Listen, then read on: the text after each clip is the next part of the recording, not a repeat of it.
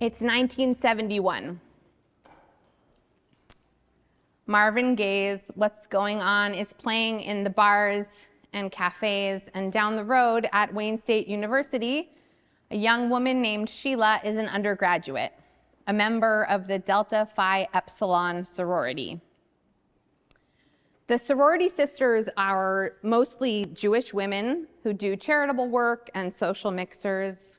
They schlep around these beautiful silver trays to various living rooms for rush gatherings, but the trays are stolen in a carjacking. And that might be the last straw. You see, the sisters are all pretty tied up doing their student teaching or planning weddings and trying to keep their fiancés out of the draft. The times are turbulent, and Rush isn't going great. New recruits aren't knocking down the door. They're out protesting the war and practicing free love. So the Sisters of Delta Phi Epsilon shutter their chapter. The younger generation of people coming up just aren't interested in what sororities are traditionally about. The sisters admit that their organization simply doesn't feel relevant to the times. It's 2025, 5786 in biblical time.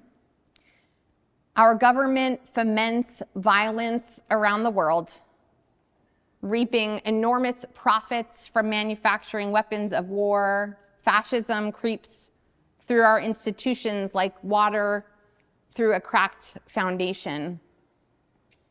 Climate catastrophe accelerates while Whitey goes to Mars. The administration and its cronies are making war on literally everyone that is vulnerable and everyone getting in their way. For example, the federal government is occupying our cities. Suddenly, I care about states' rights? What is going on? Indeed. I was drawn to the rabbinate in part because it seemed like a vantage point from which I could ask big questions. Look at the big picture, engage the broader context. But that was 2009, not 1971 or 2025, and here I am trying to tell a coherent story about the state of the world, but that would require things to stop changing for one damn second. We are being flooded. We are weathering chaos, a torrent of man-made crises. A storm is raging outside and we sit here. Don't we have better things to do than read that old book?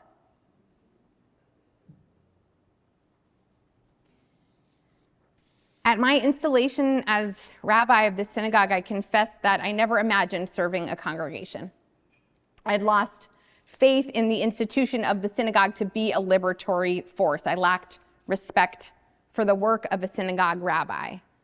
I was like Sheila and her sorority sisters. I recognized how much the institution had given me, but I couldn't see how it was relevant to the urgent crises of our time. But then I came here, and I fell in love. I fell in love with a visionary community, one that is playful and serious, passionate, deeply respectful of tradition, and yet unafraid of change. I was forced to face my own cynicism and disillusionment, and not a moment too soon. Within a week of my arrival, I found myself at the bedside of a member's father as he lay dying. No rallies, no petitions, no marches, just being present in that dark and tender hour. And I saw what it meant to him to have Jewish tradition and his community hold him in that moment of vulnerability. And I felt ashamed that it had taken me so long to see just how profound, how radical and subversive it is to commit to a community of accountability and a practice that is constantly asking questions and demanding wakefulness. The Hasidic master, the Slonemer Rabbi, teaches that when God-fearing people of conscience, we might say, bind themselves together in unity, it forms a kind of Noah's Ark that can protect us from corruption in all situations. This is what he says. When people of good character get together, this gathering produces good things, even if they do not do anything.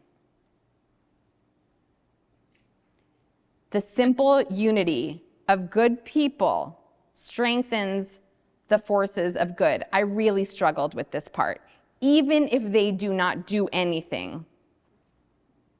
The simple unity of good people strengthens the forces of good.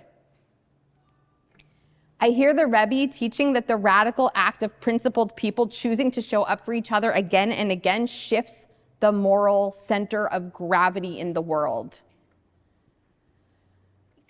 Political scientist Robert Nisbet, reviewing Hannah Arendt's Origins of Totalitarianism, writes, totalitarianism is at bottom simply the internal invasion by the state of its civil society. It represents the desire to subjugate and, where possible, exterminate the groups, associations, statuses, and roles that are the building blocks of civil society. In other words, if you don't have an associational life that is free of state control, you are more vulnerable to authoritarianism.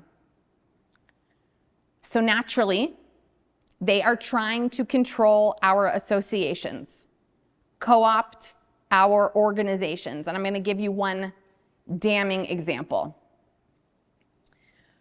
For nearly 2 decades, a security grants program through the Department of Homeland Security has provided millions of dollars to nonprofits and houses of worship for guards, cameras, and other safety improvements. In April, Homeland Security added a new set of conditions which should have come as no surprise. Grantees would be required to cooperate with ICE, Immigration and Customs Enforcement, to refrain from supporting certain boycotts, particularly those linked to Israel, and 3, avoid programs promoting, any guesses? Diversity, equity, and inclusion, DEI.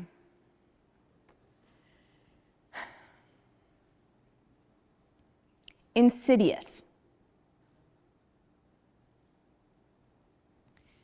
In order to access funds to protect our community from white nationalists, we have to actually acquiesce to white nationalism. The vast majority of those funds go to Jewish communities, which, among other things, reminds me that we are a particularly key constituency for empire to co-opt. We are a particularly key constituency for empire to co-opt because Jews can either be a force that buoy social movements, or, and this happens a lot, we can get used as a wedge that weakens them. This is piracy. They are trying to commandeer our ark because we are a strategic asset or liability in the war against democracy. But our ark is not governable by forces like those. The Torah translator Nahum Sarna tells us that Noah's vessel is unique. He explains that the hero of the Mesopotamian stories builds a regular ship and employs boatmen to navigate it. But the term teva, ark, suggests a box-like craft made to float on water, but without rudder or sail or any navigational aid. It does not use the services of a crew.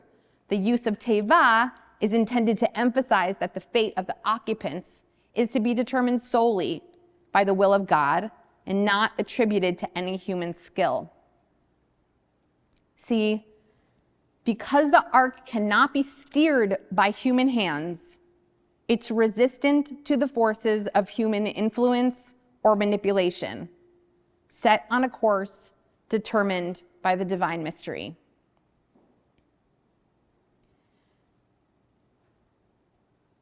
There was a window in Noah's Ark.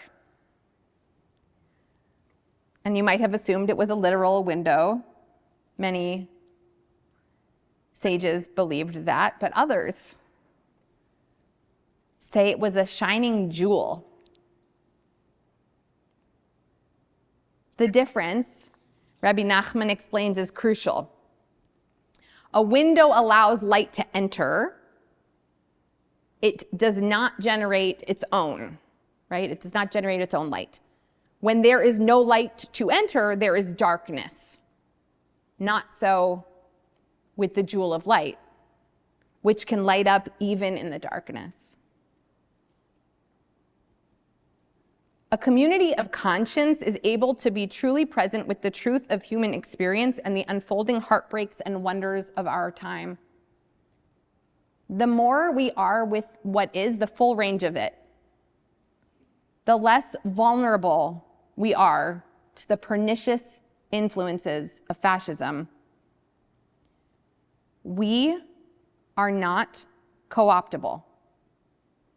We are not dependent on the empire's permission to shine because we know there is only one ultimate authority, and it's certainly not any earthly power structure or some schmuck whose name rhymes with schmump. I didn't think we could say the name today. It felt wrong. Our community, when we show up for it consistently and authentically, becomes that shining jewel. We don't need their fossil fuels because we generate our own light. We become ungovernable by corrupt forces because our loyalty is to something higher than any human system of domination. The Shabbat after a white nationalist murdered 11 Jews at prayer in Pittsburgh, synagogues across the country were packed. I said then that going to Shul is a radical act, not this Shabbos. This Shabbos, it is a necessary one. Going to Shul is a radical act on a random, regular, not musical Shabbat or refugee Shabbat or coming out Shabbat, a cold Saturday when all you want to do is stay in bed or maybe go to yoga, when the storylineless Parsha feels impenetrable, when God feels impossible, the Hebrew incomprehensible, you have no yahrzeit to honor, and the service leader is uninspired. Going to Shul is a radical act because it is a rebellion against the forces that seek to uproot us.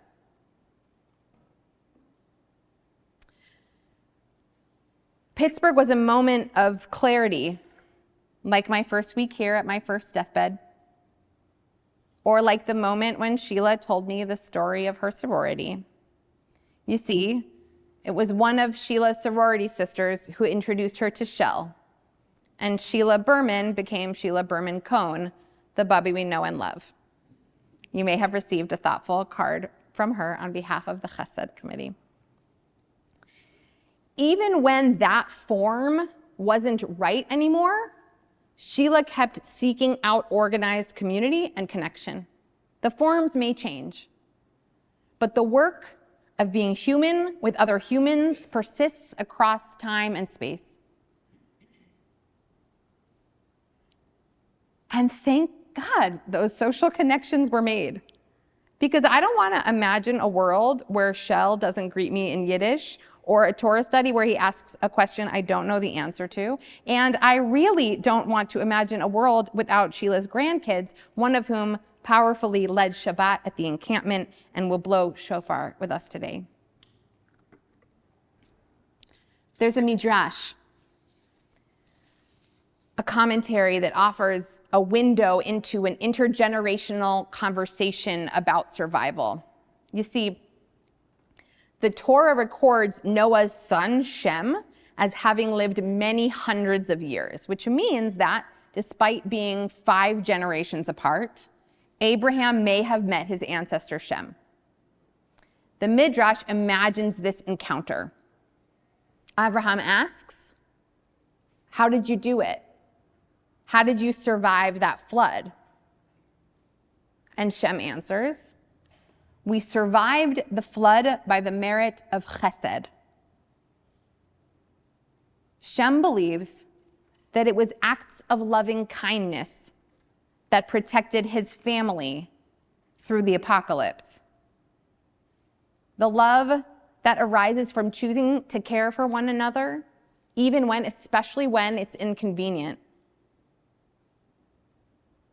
Rabbi Nachman explains, from Abraham's question, we learn that simply being righteous would not have been sufficient to save them. Only through the power of chesed and the love that arouses chesed might we weather such a storm. Perhaps this is a formative encounter for Abraham, who comes to be understood as the embodiment of chesed. That's our birthright, the giving and receiving of loving care.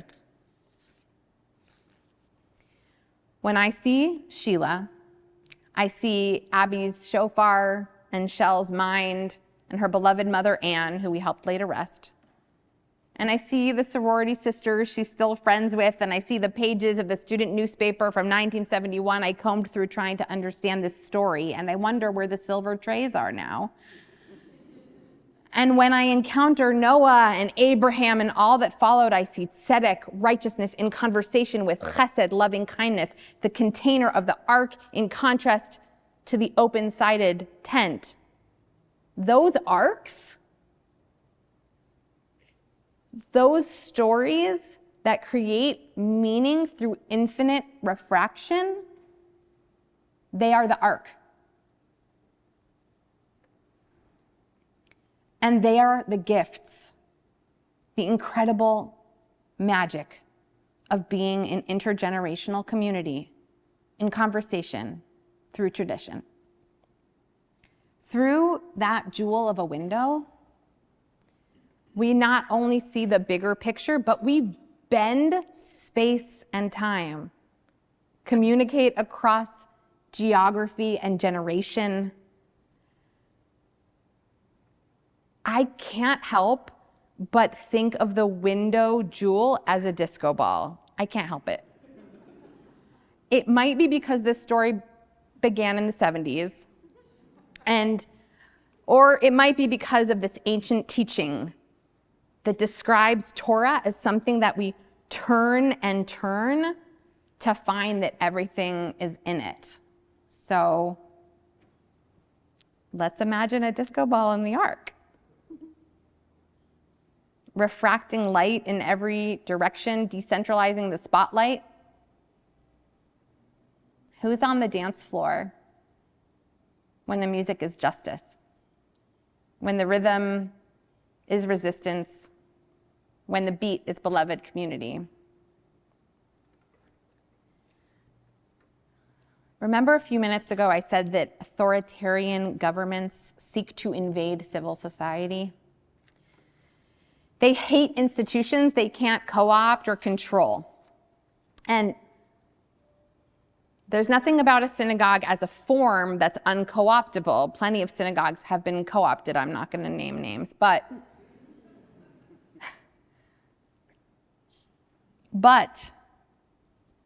if we build our ark around abiding presence with each other, with the tradition, with our neighbors, and with the truth of what is, That's a way of being together, relating to each other, relating to time and work and care that the state doesn't understand and will have a really hard time breaking. And Judaism and Jewish communities are being hijacked, used as a cudgel, weaponized. And it is our duty to resist that by strengthening the alternative. So here's what I need to say to you. With all the love in my heart and all the urgency in my bones, it is not enough to be a Jew against genocide. You must be a part of a Jewish community against genocide and for human rights. It's not enough to be a Jew against fascism. You must be a part of a Jewish community against fascism and for collective liberation. And not just on paper, but in practice. I'm sorry, but it's just not optional anymore. We're done being ambivalent. We are done having one foot in and one foot out. If you come once a month, come twice. If you come every Shabbos, pray at home on a weekday. If you give time, give money. If you give money, give time, bring a friend. Don't just invite them, ask them to come with you, study Torah. Make your Judaism multifaceted until it shines. There's no yacht coming to save us. But we do have this sometimes stinky, definitely crowded, often loud ark with a shining jewel for a window. Come aboard. Last year, I asked you to get to know each other. This year, I'm asking you to show up together. Come the fuck to Shul.